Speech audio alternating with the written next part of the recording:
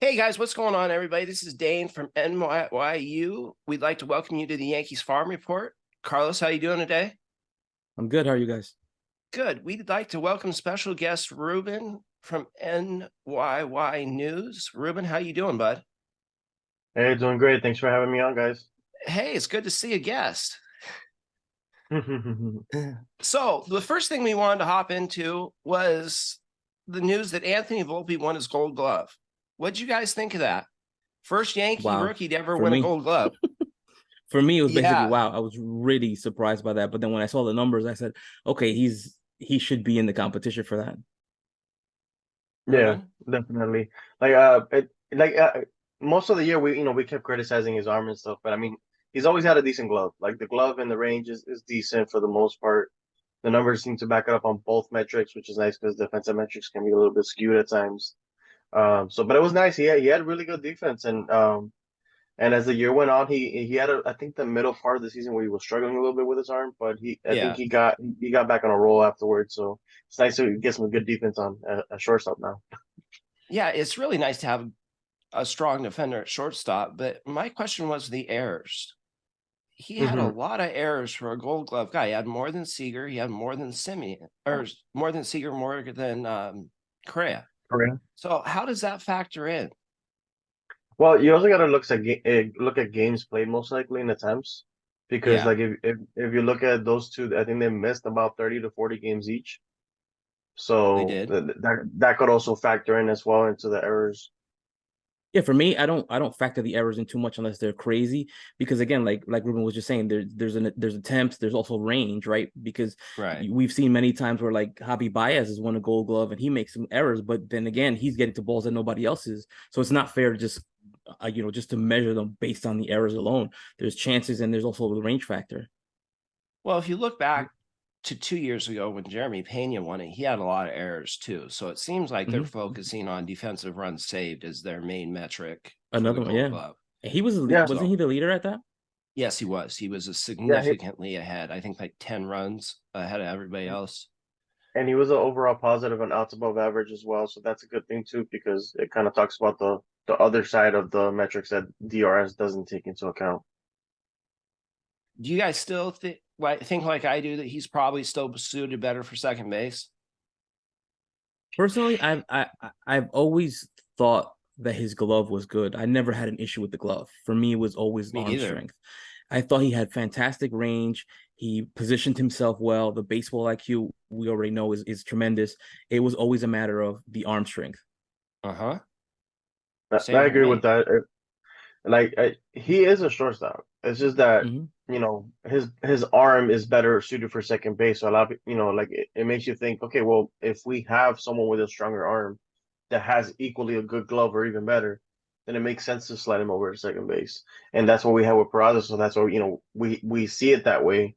Now on the errors, he had 17 errors over 159 games. Not awful. Because No. I've seen Gold Glovers get 20 errors and still win the Gold Glove. So I think in that sense, like that's pretty average in terms of errors. Like that's not too much, but not too low. No, it wasn't too bad. It was just a little shocking that he had so many more errors than the other two guys and still won.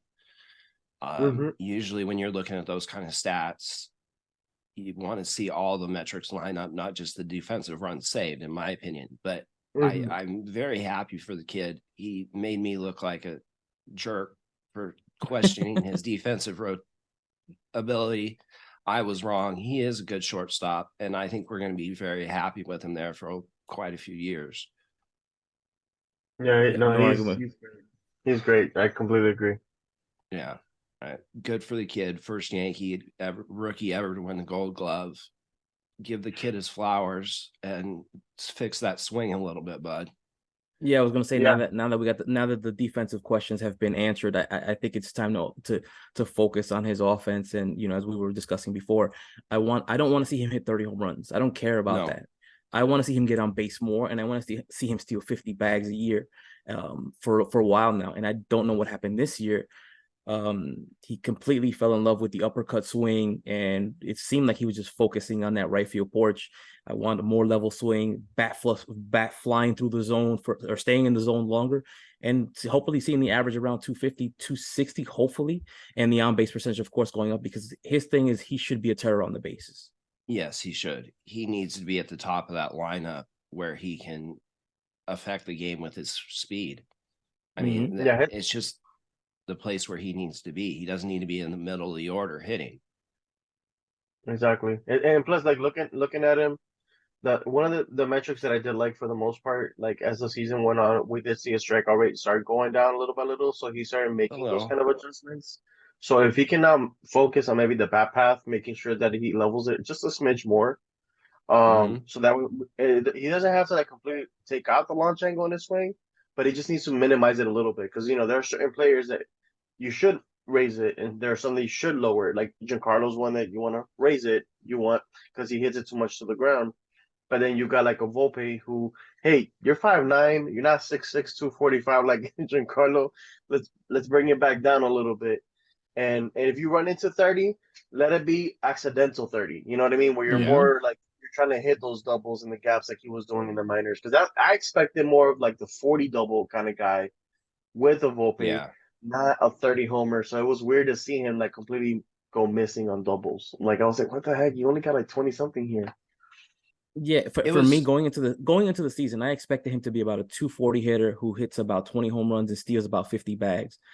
I don't know what happened there. I don't know why there wasn't an adjustment at some point. I mean, he played 159 games, which, by the way, bravo.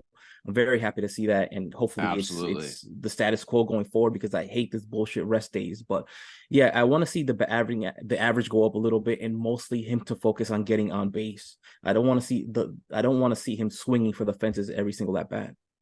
I don't either. There's just no point in it. It shouldn't be part of his game. He needs to.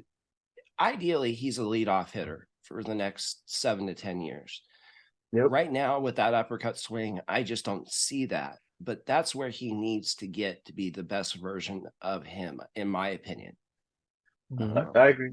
And I think he could still potentially be an even better hitter than we're projecting him at, that 250, 260 range. I think once he really hones in on his bat path, I think that's gonna, he has enough speed to get to 280 to 290, as long as he actually adjusts his bat path. You know what I mean? Because like he's shown that he's been able to. That's the key to that sentence, though, is that he has to make that adjustment. If he does not make that adjustment, I'm not sure that he's more than the 250 hitter. Agreed. I completely agree with that. So like I hope that he takes advantage of that, because his speed and his instincts on the bases is super valuable. Like he could be a 50 stolen base guy if he just simply gets on base. And if he hits 18 to 22 homers, with more 30 to 40 doubles, like that right there, that would make him an all-star every year. Like Volpe has that potential. Yeah. So he just needs to do it. But I think what the positives for last year is like the games played, like as you mentioned, but then he did start cutting his strikeout rate. I think that last month he was just gassed. Like you could tell that he just didn't. Like he was done. Like he's like, this is the most I've ever played. He played like 30 to 40 games more than he's ever done before. Yeah. Well, not only that, but remember he was down in Tampa working out even earlier than everybody else. Yeah, he went in December last year or something. I mean, he was down there early to get ready, and he earned that job. There's no question he won that job in spring training, and he worked his can off for it. So bravo to him. I mean, there's a lot of people that try to Monday morning quarterback that, but in spring training it was supposed to be an open competition, and he won it clear out. I mean, we all wanted to see Peraza at shortstop after a while, but you can't deny that he did his thing come spring training. Does anybody know what happened though, as far as why he stopped stealing bases in the second half of the season? I was told they kind of took his legs out from under him, that they told him to wait, that he didn't have the green light anymore. I wouldn't be surprised if that was the case. I mean, they've done it with Garner before, where Garner stopped stealing bases. Garner was a perennial 40 stolen base guy, and then all of a sudden he's like in the low 20s, and they wouldn't really allow him to steal for a while. And I was like, why isn't he stealing more often? Like I found it weird with him. So then I think they did the same thing with Volpe, but I think the on base percentage overall also is a big factor too. He just didn't get on base anymore. Yeah, this is true. Well, I mean, I thought it was like the Billy Bean thing, right, from back in the days where he just said, you know what, I don't want any more stolen bases. If you're going to steal a base, you better be 100% sure you're going to steal this base and not create an out for me on the base pass. see, this is what drives me nuts about the Yankees is they have brought up kids with tremendous speed. Volpe, Dominguez now, Peraza, Florial, Cabrera, all guys that can run, and they're not at the major league level. And that's such a big thing that they could be implementing to move runners on, not to have to wait for the home runs to steal a base. They have the guys that have the tools to steal those bases, but they're not having them do it. It just doesn't make any sense to me. And it's And the funny crazy thing is because that we heard in the beginning of the season, we heard, oh, we want to get more athletic. Well, what the hell do you want to get athletic for if you're not going to be taking advantage of that? And the Right. Yankees have a lot more guys in the farm system who are stealing 30, 40 bases. So, you know, it's time to start taking advantage of that. And he was good. Like he only got caught 5 times in 29 attempts. That's about an almost 83% success rate. You probably would have given him a few more. He probably would have been closer to 90% because he does like go at the right times. He has a good read on these pitchers. He gets a And phenomenal jump with that jump step that he does when he's moving. oh yeah, To get his weight going the right way. I mean, he gets a phenomenal jump. And I'm worried about the same thing with Dominguez when he comes up, that they're not going to let him run. And that kid actually probably has better speed than Volpe does. oh yeah. So, Los, you don't think he has got, you think Jason's as fast as Volpe? Yeah, I think he is faster than Volpe. Volpe might be a better, I guess, base runner, I would think, I would assume. Yeah. But it's still for me a matter of, you know, you want to get more athletic. There's a reason for it, right? Let's start taking advantage of this, because stealing bases also creates problems at, you know, at the pitch on the hill, right? On the mound, because now the pitcher's worrying about him, and he'll tend to make a mistake while he's worrying about, you know, Volpe bouncing around over there or Dominguez. Yeah. Yeah. I mean, Dominguez, he had an 83% success rate in the minors as well, and he was 40 for 48. So yeah, the kid can steal bases. He's a monster on the bases. Yeah, absolutely. My baby. Well, Los is a proud pop on him. Bro. Yeah, that's his prospect. That's the one for him. Like, that's the crown jewel. That's the crown jewel, man. Him, Chase, and Augustine for Los. So next up, we want to jump into some pitching, talk about some pitchers that we had at throughout the system. Los, do you want to start in the DSL? Yeah, and the DSL I wanted to focus on 3 guys. First, Mariano, Salomon, rookie kid, 20-year-old, pitched 11 games last season, 46 innings. He pitched to a 3.13 ERA, 1.09 WHIP, 60 strikeouts, K rate at just under 12, strikeout rate about 31%, and the walk rate was impressive at about 4.5. This is a kid who, like I said, he's 20 years old, so probably expecting him to be an FCL come next season. Yeah. You would think at 20 he would, and he's probably got to giddy up a little bit next year and kind of make his I did drop one video for him recently. I think last month, I want to say, was one of the last pitching videos that I dropped for him, if anybody hasn't seen it. The next guy I wanted to focus on was Keninson Diaz, 19-year-old kid, right-handed pitcher, mostly pitched in relief, 19 games, 32 and 2/3 inning. He pitched to a 2.76 ERA, 50 strikeouts, a K rate of K per 9 of about 14, 35% strikeout rate. Walk was a little bit high, about 11%. Average against was 208. Started a little bit rough, but during the last 19 games, he pitched to a 2.33 ERA, 33 strikeouts. He's the guy that I expect to be an FCL come next season. Yeah, you would think so. He's another kid. I think I've dropped 1 or 2 videos of his, by the way. So if you want to take a look at him. Yeah, guys, check those out. The next guy, Sabier Marte, 19-year-old kid, 6'5", 170, right-hander, 11 games, 40 and 2/3 inning. He pitched to a 2.43 ERA, 42 strikeouts. K per 9 dropped a little bit from 11 to 9 this season. But one thing that I did want to note about him was the walk rate. His ERA. He dropped his ERA from 4.15 to 2.43, and he gave up 3 home runs over 30 innings last season. And this season, over 40 innings, he gave up no home runs. And at 6'5", he's got a big pitcher's body that he can grow and develop into. Yeah. He was one of the best. I won't say one of the best pitchers on the bomber. Well, on both of the teams last season. Probably the Yeah, best starter, not named Chalniel and Arias. yeah. And And then these FCL. all these guys are like all in the DSL, just to confirm, right? Making sure Yes, that Yeah, they're these are all DSL kids. these are that all I'm on the DSL right kids. page. All right, Hmm cool. Yeah. And then in the FCL, you had a couple more. Well, in the FC, I want to start with Henry Lalane. I'm sure we all already know him. Yeah. Baseball America has been talking him up, like, been pretty buzzy about him the last 2 months or so. His ERA didn't look that great. It was a 4.57. He only pitched 21 innings. K per nine at about 14.1, strikeout rate at about 39 almost. The walk rate was 4.5, 207 average against. And this is a kid that I came into saying this guy is going to be phenomenal. I really, really like Lalane. One thing I didn't understand why he didn't start right away. And when I spoke to him about it, he said that they had him pitching rehabs. I don't know why. He didn't tell me anything about an injury. So again, I'm not sure why they didn't start him right away. Maybe it was just, they wanted to get more of the draft kids a look. I'm not sure exactly what happened there. Maybe I don't know. mechanical too. I am stupid high on that kid. You don't Mm-hmm. see a kid that's 6'7", left-handed, that has that kind of control with velocity very often. With If that you kind of watch, motion too. yeah, without Yeah. he looks somewhere in between Randy Johnson and Chris Sale to me. Mm-hmm. And he can command it already at 19. That's whew, that's going to be something else to see in the next couple of years. That's the impressive part to me is the walks. Like it's just Yeah. the fact that at such a young age in such a low league, because Mm-hmm. usually those umpires are not always the best. It's gonna Mm-hmm. be some calls that are a little bit off, and he's not walking them. So it's like, like because there are some hitters that they'll walk a ton in the FCL, and then once they get to the higher levels, they start struggling a little bit. But with this one, he's already got it down, so that's Yeah. pretty impressive.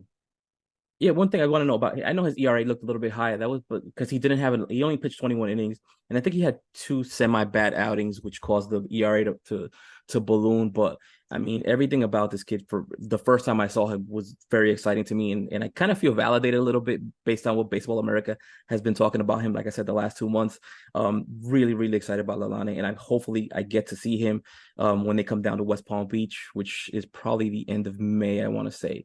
So hopefully I'll be able to see him, Lagrange, and Arias. And that K rate is also like, 39% is nothing to sniff at. I mean, Yeah. nowadays, if you're 30 plus in the MLB, like you're one of the elites. So something to really be high on right there. Yeah. Mm-hmm. The next guy I want to talk about was Carlos Lagrange. I know we've spoken about him a lot. He pitched 41 and 2/3 innings to a 4.97 ERA, 63 strikeouts. He was your strikeout leader at the FCL. The K per nine was at 13.6, about a 33 K rate, 211 average against, and it's just a second professional season. For me, it was a bit of an up and down season for him. Of course, you want to see the walks come down some, but he did bring them down some from the previous season. I think he lowered it from 4.6, I want to say, to a little a little over 12. So there is some progress going there. So hopefully, as with the coaching and the elevation, the elevation of access to technology and coaching, it gets a little bit better. For me, this is a guy that's all about ceiling because he's already 6'7", throws 100 miles an hour. The command's a little shaky. He needs to improve that, but it's all about ceiling with that kid. I think he has a chance to be like a Dylan Betances, maybe even a starter. We'll see, but you got to be very excited to have that kind of talent in the system, in my opinion. Yeah, and when we see those guys with size, if they're effectively wild, where they can keep the walks down a little bit, but still be in the zone quite a bit. That's the difference between them starting and being in the bullpen. So I mean, even if he's in the bullpen, that's nasty. Like you said, Della Betances is a guy that every now and then he would lose the strike zone, but he was so hard to hit, so he was effectively wild. Like they couldn't really square him up as much. I just got to say one more thing about Lalane. Same size. Look at the difference Mm-hmm. in the command. Mm-hmm. That's Wild. why everybody's so high on Lalane. It's just silly. Anyway, sorry. Hey, No, I Carlos, agree you with mentioned you spoke to him, right? huh? You mentioned that you spoke to Lalani, right? Yeah. So have you had a chance to like kind of see what his mentality is like in terms of like the pitching side of it?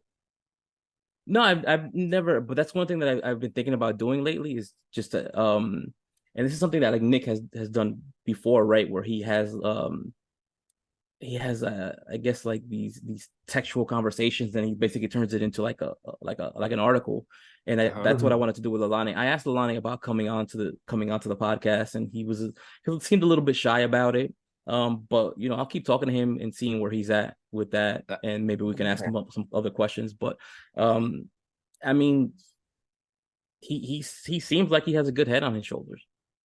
Nice. that Okay. Yeah, it's just kind of curious on the mentality because some of these pitchers are always wired differently.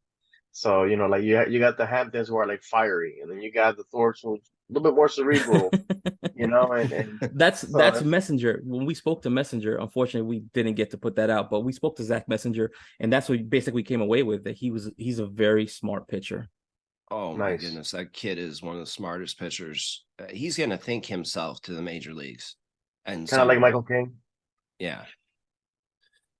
And did you have anybody else at the FCL, Los? Chalniel Arias to me was one of the best pitchers in the DSL last season before his promotion. 19-year-old, pitched 11 games, 46 and two-thirds innings to a 3.09 ERA. It ballooned a little bit because of the FCL. It took him about 3 games to get adjusted. I think, which his final game at the FCL was probably his best game there.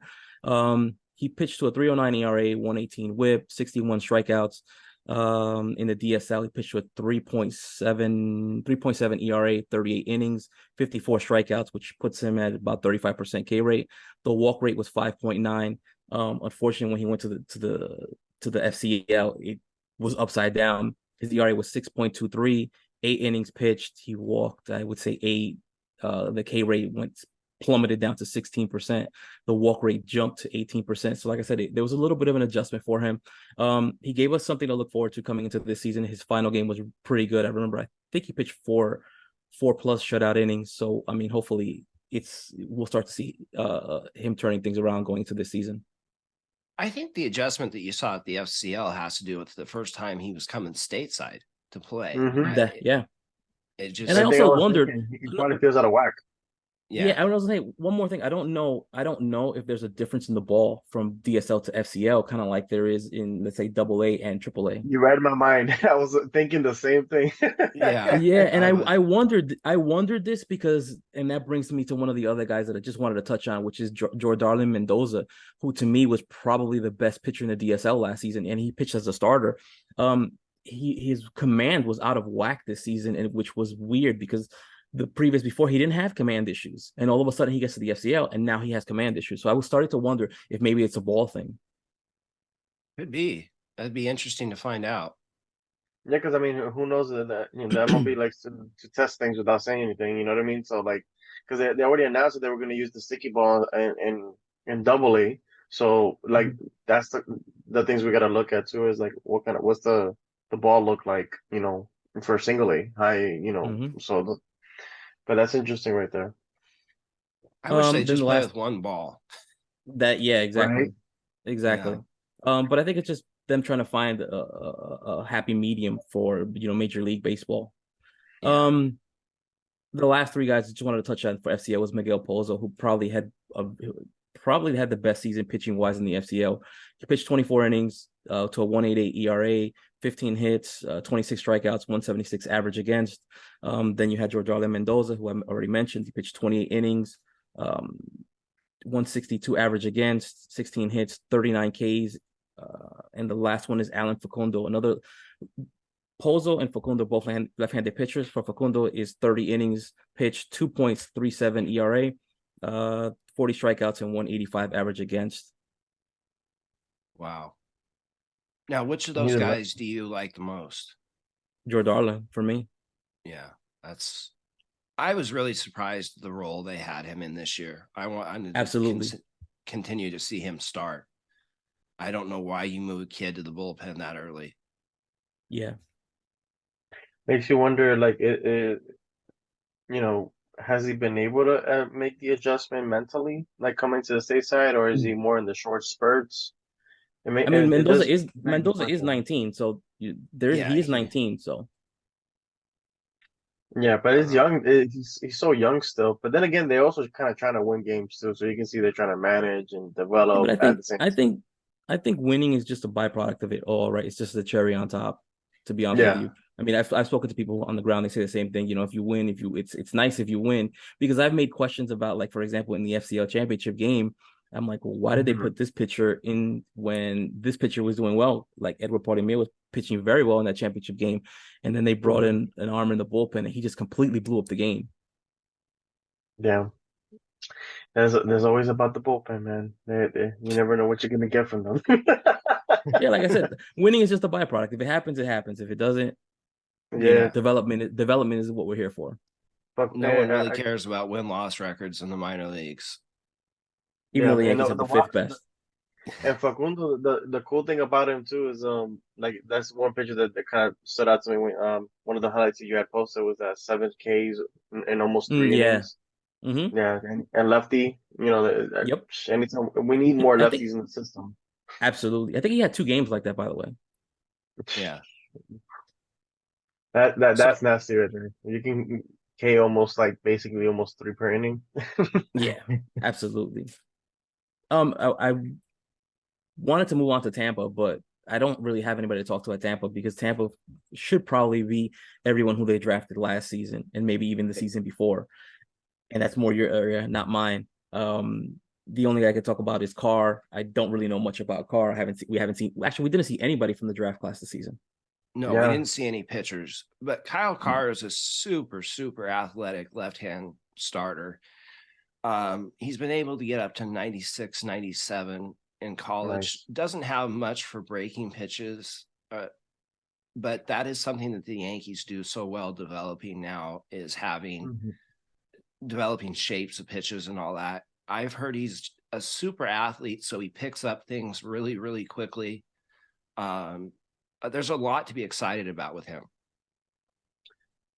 I'm excited to see what the Yankees do with these lefties that they're drafting now because they've been working with so many righties on the pitching side, and it seems like their righties have had more instant success in the majors.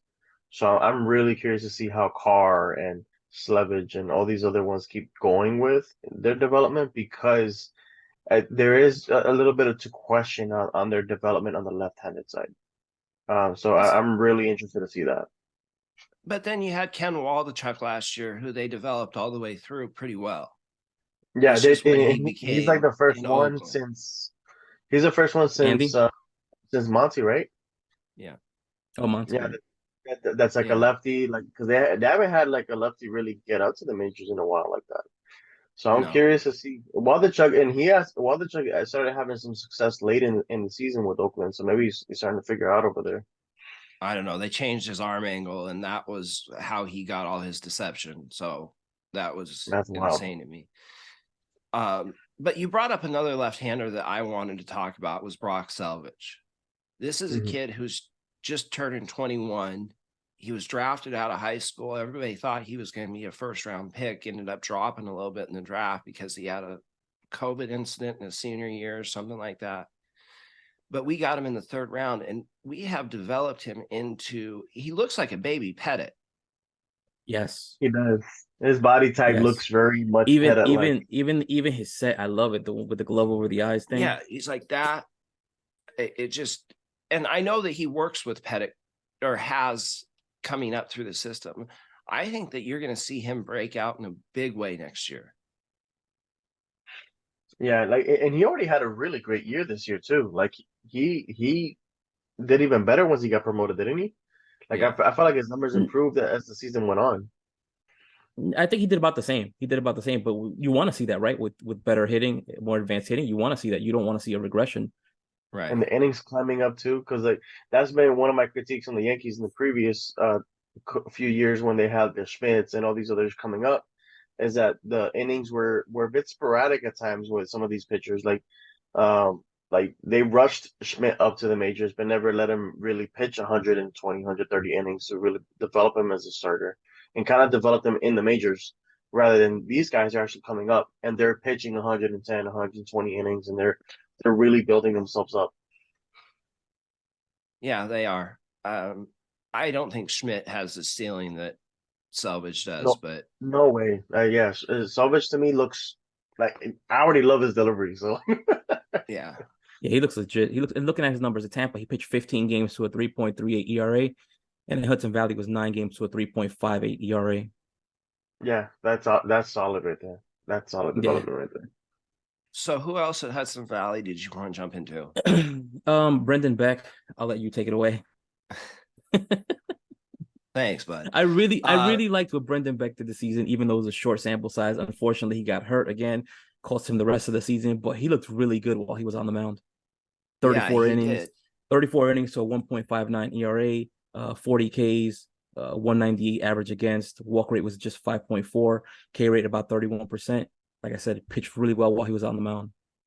Yeah, he was. And it was a shame that he got hurt both times when he had Tommy Johns and then at the end of this year. But for me, he's right in between Beck and Warren and Thorpe, kind of, as far as being a control guy, but the stuff is kind of in between those two. I love his curveball. I love his competitive passion on the mound. I just need to see the kid pitch 100 innings next year. Mm-hmm. Yeah, I mean that's the thing with Beck is just making sure that he can stay healthy. He seems to be pretty healthy in college. Just has to get the TJ. So hopefully, um, starting next year he can start building up because I mean he looked really good in his time Yeah. that he did pitch and the training wheels they had him on because they didn't really let him go deep. Yeah, I sure hope they And don't put him back on the Gomes plan next year. what's Yeah. what's the innings pitch is what, 20% going from year to year? Uh-huh. Yeah, give or So if take. he Yeah. so if he threw 34 this year, what are we looking at next season? Maybe 60, 70? Yeah, I would say that they would go back to his college numbers and build 20% on that. Yeah, Probably that's be what I was thinking. how that they would do his innings next year. So whatever he threw in college plus 20%. That's what I thought too, because he has thrown 100 innings a couple times, so his Yeah. body's more used to it than other pitchers that have probably have never done it before.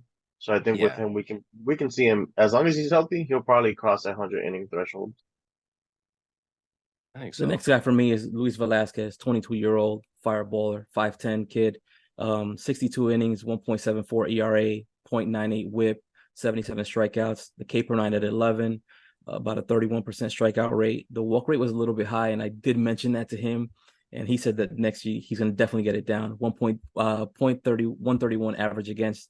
He completely dominated in Tampa. He pitched to a 1.05 ERA, gave up just 7 hits and struck out 33. And at Hudson Valley, he stumbled a little bit out of the gate, but since July 1st, he pitched almost 30 innings, and he pitched to a 0.94 ERA, 11 hits, 10 walks, 33 strikeouts. That's nasty. The kid is just phenomenal. I'm really high on this kid, and I'm hoping he takes that next step, and we see him at Somerset next season because he's just nasty. Oh, it's pure filth. If you watch the videos that you have of him, he'll touch 100 and then he'll drop this 90-mile-an-hour slider on you that is just absolutely disgusting. And then he's got this changeup that goes the other way as a slider. It's just a phenomenal pitch package for a late inning reliever, possibly a closer. The only thing you got to worry about him with is size. But if he's doing it for 1 to 2 innings, he's got enough size and strength to do that. But he's a guy that can go 50, 60 pitches deep in a game and hold that velocity. So you got to wonder what his role is going to be in the future. Is he more of a middle relief guy, or do you put him in the back of the bullpen because his stuff is so good? For me, he's got setup man / closer stuff. Yeah, I agree because that 131 average against, I mean, shoot, and they're not squaring him up at all. So like the walks in a sense don't necessarily hurt him at all because he's just not allowing hits. So and his whip is still under 1. So that to me shows that he pretty much has enough control that he definitely profiles more as a setup guy. yeah. And the last guy at Hudson Valley I got is Jackson Fristoe. Overall, he pitched 13 games, 36 and 2/3 innings. He pitched to a 4.91 ERA, 45 strikeouts, K per nine at 11, 28% strikeout rate. Walk rate was at 6.87. this is a kid that the few games that I saw from him, he looked really good. And I know I looked at his numbers at, I think it was at Tampa or FCL, and the walk, there was a bit of a command issue, but it seemed to get better as he moved along. Stuff was good with him too. He's got a big fastball, topped out about 98 and a half a couple times. Greg is someone that does our prospect writing. He's very high on this kid. He is, yeah. And he is very good at identifying pitchers early. I think he's someone to watch. You don't know what the role is going to be in the future, if it's a bullpen, if it's starting, but he's touching 98. Was he touching 98? So I was looking here. He did cut his walk rate from 19% to 10.8%. So there's a nice progression going there. That's good right there. When you get that walk rate down, and absolutely, because you always worry is like every single time that they take a jump to the next level is that walk rate. Are they going to be able to maintain it or lower it? So that's always a good sign right there, because it shows that okay, they're keying at a decent rate. The whip isn't too high or anything like that, so that way they're able to kind of make that development and you can project better. Because we're talking about, like you guys said, this is high, right? Yeah, he's in high. He finished in high. Yeah. So that's a good progression right there, because now you're getting to these upper levels where you really need to look at them. Sorry, Ruben. The other thing that gives you a lot of hope with him is if you look at his mechanics, he looks a lot like Garrett Cole mechanically. Okay. It's a very streamlined delivery. It's very repeatable, consistent, simple mechanics. I think when you have that, it's kind of a little bit easier to project you going forward. You don't know what the command's going to be like, but if the mechanics are solid and repeatable, there's a chance the command's not going to be bad. So it just, it's the wait and see with him. And that kind of delivery, does project well for health, because I think Cole has some of the cleanest type of deliveries where, like, absolutely, you don't fear that injury risk. So that's a good thing to kind of give him a comparison in terms of mechanically, that he might project well health wise. And then at AA, Los, my last guy is Chase Hampton. I'm really big on him. I have been. I was singing this guy's praises when nobody knew who he was. Yes, you were. In 20 games last season, he 106 innings. He pitched a 3.63 ERA, 1.14 WHIP, 145 strikeouts. The K per 9 at a little over 12, 33% strikeout rate. The walk rate was 8.4 and a 2.12 average against. Well, I'm a Drew guy, but I'm also a huge Chase guy. And what you see with Chase is just a competitive fire that just burns through him. He's like fire on the mound. And he throws everything with such gas. He's got a great pitch package. I think he might have the highest ceiling of all the starters we have, right-handed starters we have in the system. But it's just amazing to see what he's done coming out of the 8th round last year. Yeah, and he seems to have a really good mentality too, because I remember watching him talking to, I think it was Foul Territory. They went to the game actually, and they had him there, and he mentioned about just being able to take the good with the bad, like taking out the bad, because there's not always best coaching for certain folks. They'll say, "Oh, go do this," and he's like, "No, I don't do that." So I like that he thinks for himself. So like he knows, okay, I can do this, and things that he doesn't like, then he'll throw it out. So like those kind of pictures, I do like that they kind of push back a little bit on the numbers and stuff. I really liked how he and Thorpe played Batman and Robin all year. They were roommates all year. One would go out and throw an amazing game. The other one would come back out and say, "Watch this, hold my beer." And I would just love to see those two come up together and thrive in the Yankees rotation. Is that likely? Probably not, but it would be really cool to see because they seem to feed off of each other. For me, I don't think I've ever seen the Yankees have a 1-2 pitching prospects like this, like two pitching prospects like this. You may have heard of one, but it was typically just buzz, right? And these guys are putting up numbers. And my thing with Chase is I love his attitude on the mound. I love it, man. I love that he gives you attitude. I love that he gives you shit. I love that he pounds his glove when he strikes you out. I love all of that, man. Now, he got in trouble a little bit for showing up in front of teammates. I But do. we have to. And it's funny because like we haven't had that much hype on these two starters. Yeah. Since Jabba and Hughes. Remember those two when like the hype right, on but them, even that didn't happen until they got to the major leagues, right? Exactly. You didn't see that hype when they were in the farm system. These guys are way you ahead. guys weren't paying attention then because we had Jabba Chamberlain in Hawaii throwing 100 miles an hour in rookie league. Yeah, so like it's funny how back then it's like that's the last time I can recall where they were like so huge on these pitchers. You know what I mean? Yeah, and it's almost like they had three of them in Kennedy, Hughes, and Chamberlain that were going to be really good. There's three right now in Thorpe, Hampton, and Warren that have similar upsides. We were going to have an episode on this in the future with Greg. Greg thinks Warren's the best. I think Thorpe's the best. And Los thinks Hampton is the best. There's a real debate to be had there. Which of those three is the best pitcher? And Ruben thinks Fitz is the best. No, I'm just kidding.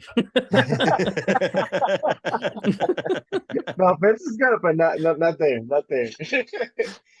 Yeah, but I think Fitz definitely deserves mention in that. Yeah, I guess with like top 4, top 5, because the guy's a bulldog, man. He's just a bulldog. I did like his interviewing. Like I remember one time he talked about like how he wants to be like the guy. You know what I mean? Like so, like Vincent does have that fire in him. So like, hey, you don't bet against those kind of guys. You know what I mean? But definitely, those top 4.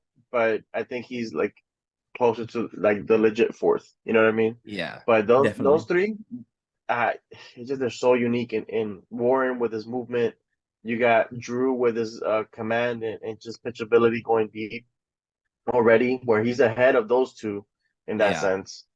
And then you got Hampton who projects as that fiery Roger Clemens type, you know, where like if he gets it completely going, like Thorpe to me is like my favorite in the sense of like just the polishedness. Like I love him going deep. Like I miss the Roy Halladay types, the Cliff Lees that would go 6, 7, 8, 9, and on a year in year out basis, they're giving you 220 innings, 230 innings. You know, I mean, I don't think he's gonna do that. He might surprise. You never know.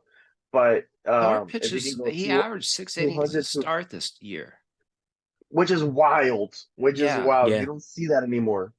No. Like, especially at double A level. Yeah, you don't. Or high A.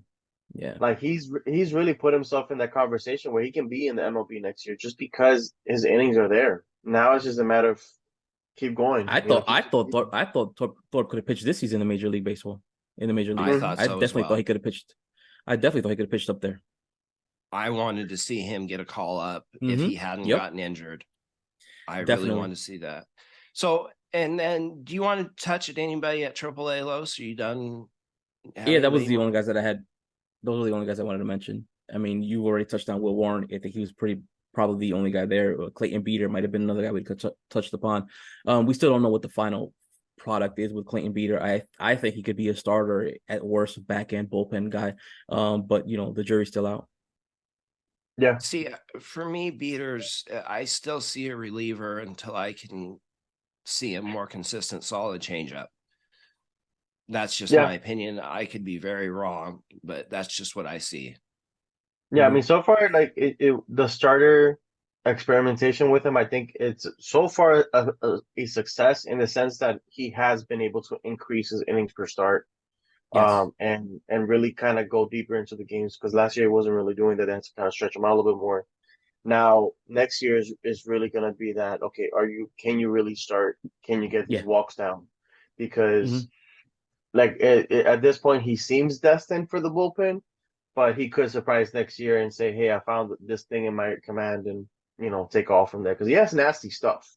Oh, absolutely. He's got wicked stuff. It's just going through an order 3 times with 2 pitches is tough. Yeah, he needs that third pitch. Yeah.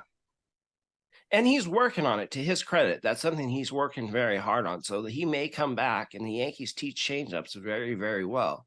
He may come back next year and have that pitch. And this is all the bullpen talks all for nothing. Yeah. But speaking of next year, we wanted to talk about the rotation a little bit next year. And Yamamoto has been a guy that we have all heard the name. He's 25 years old. So he's coming over as a prospect, basically, because he'll be eligible for Rookie of the Year. It's somebody the Yankees have a lot of interest on, and we wanted to touch on him just a little bit, what we see from what we think the Yankees should do with that. Do you think Yamamoto is the key to this offseason, or do you think that the Yankees would do better looking at a Blake Snell, a Jordan Montgomery, something else for the rotation? I mean, I like Yamamoto. It's just the price tag. I mean, is Steinbrenner really going to go there? And you have to keep in mind, if he makes, if the price gets up to 200 million, you still have the $25 million posting fee to tag onto that as well. And there's going to be all the other bidders in the fees included in in the price of the contract. Is it? Yeah. Unless they've changed it, that's how it was. I think they changed. I don't think the fee is yeah, I don't think it is. And I think they dropped it because I think that 155 for Tanaka was all Tanaka, like for him directly. He was getting paid north of 20 mil per year. Huh. Okay. I was wrong. Yeah. I remember that wrong. But the thing that you got to remember with Yamamoto, if you're worried about the money, is the revenue stream that he's going to bring with him. Exactly. Mm-hmm. Tanaka brought in 20-30 million a year.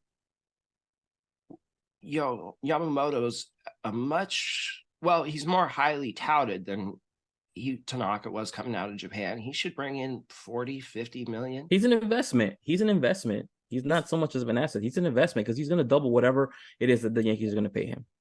Exactly. And it all starts with, like, if they really do get him, then that opens up so many avenues that can go with their pitching, because they do have a lot of pitching. So, like, in coming from Japan, he's basically like, the Japanese Pedro. You know what I mean? Like, he's a guy that, like, he's that good, and why not go after the best talent? You know what I mean? Because Snell, we know what Snell is already.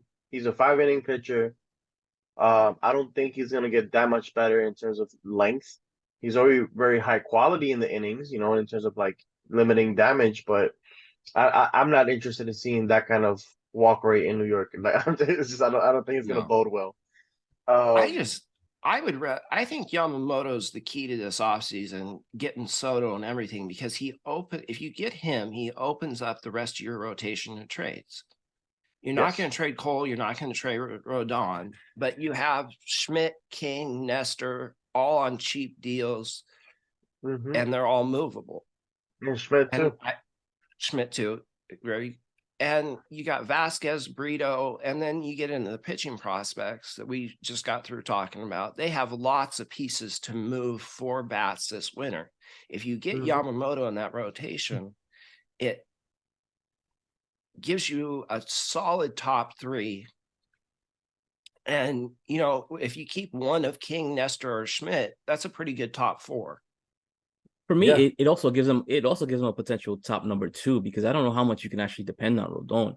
The injury stuff, it came back to bite him again this season. And I know a lot of us wanted Rodon last season because of what he did the previous year, but he's a question mark. He's a question mark. Huge question mark. Yeah. And what was the deal for 6 years? Yeah. He signed for, I think, the same deal as Freddie Freeman, which hurts at me every time I say it. Yeah, no kidding. But no, I mean, if they sign Yamamoto, Rodon, Nicole, that gives you 3 guys that you've got locked in for at least 5 years. And then you build the rest of the rotation out of the farm system. Hey, it's the Yamamoto offseason. Like those 2 they gotta get. Like they gotta get those 2, and I think Yamamoto just makes it that much easier to trade guys. Because Yankees right now they're so hesitant on trading the prospects, but if they know they have a Yamamoto, and to me, Hal needs to get over this luxury tax stuff. in the sense of like he's always looking at it from like, I don't want to help the other team get better, and it's like, dude, just focus on you. Just like, is your team ready for a World Series or not? You know what I mean? Well, And obviously they're not, but Hal wasn't scared of spending money last year. They spent $296.5 million or something like that. I just read last But hold night. on, because he told us last season after they signed Rodon, that we're not done yet. What happened after Rodon? yeah, exactly. done. And What happened after Rodon? They and were that's the done. thing. Like he spent the money, so it's up to Cashman to really allocate it properly, right? So like, That's the because problem. Is that I've never had an issue with the way he spends, and is like he's top notch on that, right? My problem with how is that like you're gonna let this much of a difference from getting the guy. You know what I mean? No, Let's say I have an issue with the way Cashman spends that money because I feel like half the time Cashman bids against himself. he does. He does. He lets Boris bid against himself somehow, and it repeatedly happens time and time again. all And the it's time. both. Like because is Cashman allocating like 40 mil on freaking what was it? Chapman, Britton, and Ottavino. He had like 44 million tied up on that.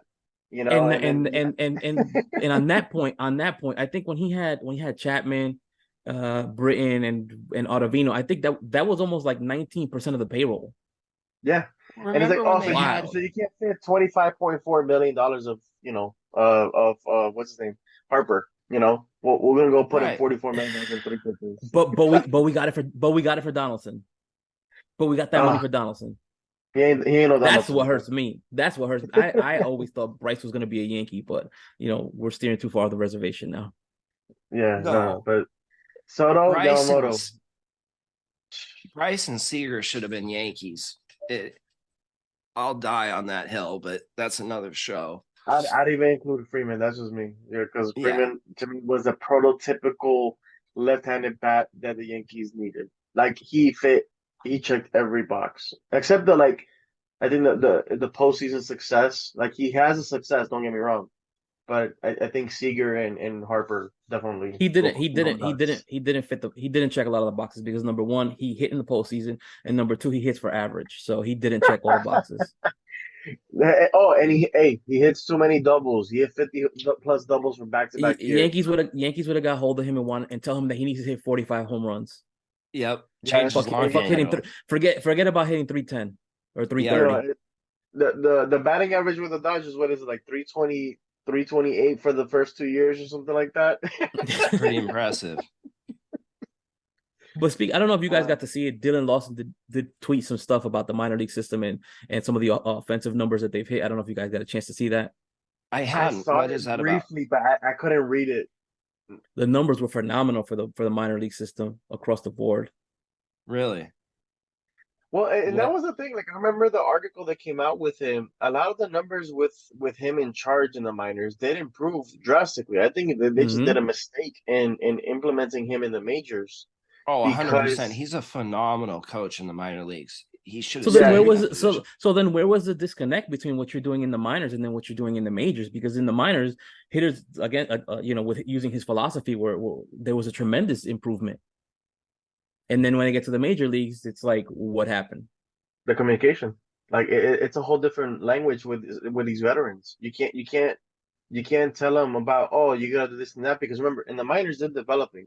So yeah, they're facing these hitters, but they're still developing these pitchers. I mean, they're facing the pitchers. So the development process is a constant tinker. They're talking about the same language. You got Judge, you got Stan. It's a whole. Technically, they're a Well, different well, generation. well, Judge Well, has his so own hitting coach, so that's that. I was Yeah. just going to expand on the point Ruben just made. They really need what they need is two hitting coaches. You got to have Yes. somebody who But didn't they have that last season? they But had they a didn't couple have assistants. they didn't have the Casey with the Dylan. Like Lawson. if you had Dylan Lawson with Casey together, then they could have really. I think those two would have meshed really well together. Right. Because Well, then my at thing, that point you would have had the communication of Casey with the experience in the MLB, with Dylan Lawson also giving that new school take and helping bridge that gap. Yeah. regarding Dylan Lawson, I mean, and the new school approach, I'm old school. Batting average matters to me. I don't care what anybody says. Batting average matters to me. 100%. And when he made that comment about you, I think someone asked him about Volpe hitting Professional 200, and he was like a professional. I was like, what the fuck is that? What is Oh, that? dude, that was What So is he that? needed to be fired I'll immediately translate it after for that. you. His professional 200 is basically walks and power, which is Yeah. dumb because like walks don't equate a high on base all the time. On base percentage is your walks with your hits. So if you're lacking the hits, your on base ain't gonna be that high. You gotta walk a crap ton just to get the on base that high. But Like it's and also ridiculous. what's going to end up happening with that is that once you get to the playoffs, you're facing a lot better pitchers. So then what They're not gonna happens? walk You're you. going to be one and done. You're going to be one and done in the playoffs. Look at Schwarber. Schwarber, like once they really kind of figured him out, they shut him down the last two games. And it's because of that, because of the fact that he's so swing and miss now. When he was with Boston in the Nationals a couple years back, he was hitting 270, and he looked like a monster in Boston, hitting like 300 in that time period. But when you go swing and miss like so often, you're not going to succeed in the postseason like that. Well, And Casey I personally have hated this mentality, and I think it started like when Jason Giambi came aboard, where it was basically the Yankees' offense philosophy was walk, hit, blast. That's it. Walk, hit, blast. Everybody's waiting for a walk, a bloop, and then a 3-run home run. And it's And then when wild that doesn't because work, Giambi was a 300 hitter. So like that's the wild part is like why all because it was a drastic change from his previous time in Oakland and his first year with the Yankees, and then all of a sudden, boom, I'm a 250 hitter now, guys. You know, it's like, yeah. wait, we didn't get you to be that. We got you to be the And, complete hitter. and we saw the same thing happen to Teixeira. Teixeira was like a 280 hitter, and then when he comes aboard, Yeah. Now, 230, 240. but there's a difference between Teixeira and Giambi. Teixeira got gobbled up by that shift by the Rays. he did. Like Mm-hmm. he easily could have probably hit more than 250 those first couple years. Now before the wrist injuries really kicked in, because like they easily took enough hits where like his average would have been 280 those years. Yeah. And that's the thing, I really wish they would have restricted the shift years ago because I was never Yeah. big into it. To me, it's like if you're a second baseman, you better be able to play second base. If it gets past you, it gets past you. Because I don't like I'm all for the strategy of the game and everything, but there's also playing to your position too. So Yeah, I was abused. I love the shift ban because I hated the fact that I saw teams putting like 7 guys on one side of the field, and to me that was just absolutely ridiculous. Yeah, the counter argument was always like, well, they should learn to hit, they should learn to bunt, but once you've been playing, once you've been playing a game for a decade, it's not that easy, hitting 100-mile-an-hour fastball or a 99-mile-an-hour changeup. It's very easy to say just hit it the other way. yeah, and nowadays like the velocity has increased drastically. Yeah.